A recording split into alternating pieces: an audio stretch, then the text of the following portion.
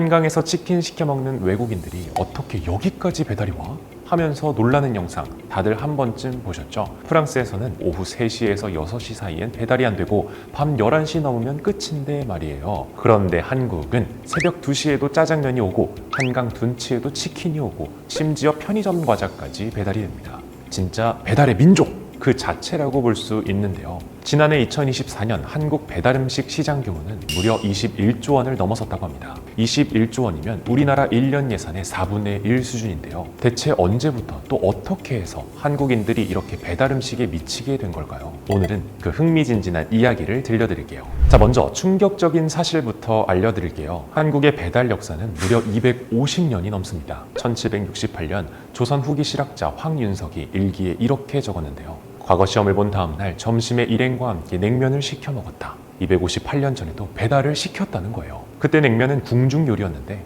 양반들 사이에서 인기를 끌면서 배달이 시작됐대요. 더 재밌는 건 조선 말기의 효종갱이라는 해장국이에요. 남한산성에서 밤새 끓인 해장국을 소달구지에 실어서 한양까지 배달했는데요. 새벽종이 울릴 때 딱 도착하도록 지금으로 치면 새벽 배달인 셈이죠. 1906년에는 신문의 최초의 배달 음식 광고까지 등장해요. 명월관에서 시내외 관광, 회가변과 관례, 혼례 등 필요한 것을 요청하시면 가까운 곳, 먼 곳을 가리지 않고 특별히 싼 가격으로 모시겠습니다 라고 권고했거든요. 그러니까 한국인의 배달 DNA는 조선시대부터 내려온 거예요. 그런데 진짜 폭발적인 성장, 1960년대 드디어 배달계의 절대 강자가 등장합니다.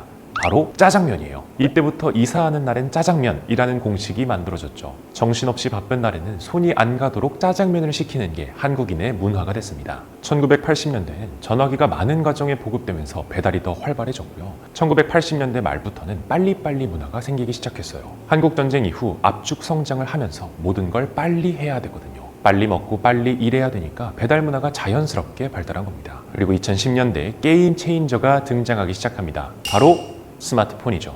2011년 지금 모두 사용하고 있는 배달의 민족이 서비스를 시작하면서 판도는 더 달라집니다. 전단지에서 전화번호 찾고 전화해서 주소 설명하고 이런 번거로움이 아예 사라진 거예요. 터치 몇 번이면 끝나는 거죠. 그리고 결정타는 2020년 코로나였습니다. 2019년 배달 음식 거래액이 9조 7천억 원이었는데 2021년엔 25조 6천억 원으로 뛰었어요. 2년 만에 2.6배나 증가한 건데요. 자, 그럼 한국의 배달 문화는 다른 나라와 뭐가 다른 걸까요? 첫 번째, 야외 배달인데요. 한강에서 치킨 시켜 먹는 거 외국인들이 정말 놀라워합니다. 제가 영국 남자 유튜브에서 봤는데 어떻게 밖에서 배달을 시키냐 하며 모두 놀라더라고요.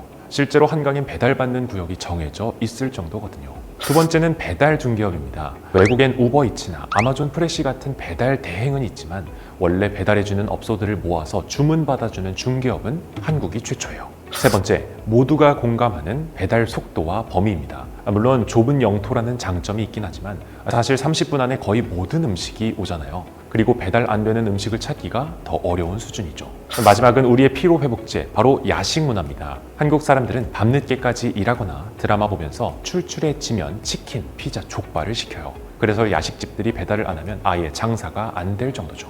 자, 현재 배달앱 시장은 그야말로 치킨 게임이 벌어지고 있어요. 쿠팡이츠는 2024년 3월부터 무료 배달 정책을 시작했고요. 와우 멤버십 가입자는 최소 주문 금액만 넘기면 배달비가 무료. 이게 엄청난 파장을 일으켰죠. 그러자 배민과 요기요도 맞불을 놨습니다.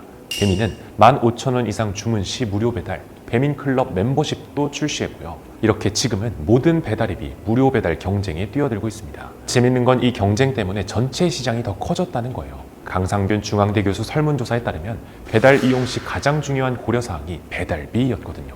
음식 가격보다도 높았다는 게 참 독특한 포인트입니다. 자, 그럼 이렇게 빠르고 또 늦은 시간까지 계속되는 배달 문화, 여러분은 좋으신가요? 이런 대한민국의 빨리빨리 배달 문화가 우리 사회에 미친 영향은 상당히 양면적입니다. 긍정적인 면부터 보면 1인 가구 증가와 함께 혼밥 문화를 기피하지 않게 됐어요. 예전엔 혼자 삼겹살이나 찜닭 등은 엄두도 못 냈는데 이제는 1인분 메뉴가 당연해지게 됐죠. 그리고 가장 중요한 것, 코로나 시기에는 자영업자들의 생명줄 역할을 했는데요. 매장에 손님이 못 와도 배달로 버틸 수 있던 만큼 자영업자들에게 배달 매출은 하나의 파이프라인이 되었습니다.